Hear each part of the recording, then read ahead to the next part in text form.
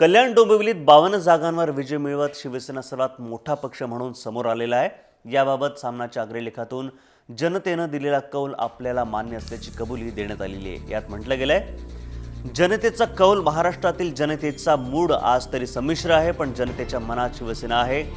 कल्याण डोंबिवली तसंच कोल्हापूर महापालिका व 5-25 नगरपंचायतीच्या निवडणुका रविवारी पार पडल्यात, पण गाजली आणि वाजली ती कल्याण डोंबिवलीची निवडणूक।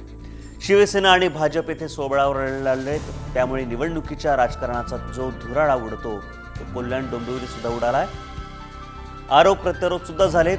शिवसेनेला ललकारण्याचा प्रयत्न झाला, मात्र कल्याण डोंबिवलीत शिवसेनेच्या वाघाची डरकाळी घुमली। मतदारांनी शिवसेनेला तिथे एकहाती सत्तेच्या अगदी जवळ आणलं।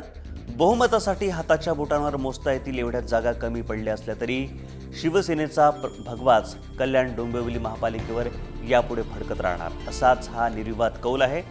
बाकी इतर राजकीय पक्षांबद्दल काय बोलायचं, ते तर पालापाचोळ्यासारखे उडून गेले, असं पळखड मत सामनामध्ये संपादकीयमधून व्यक्त केले गेले।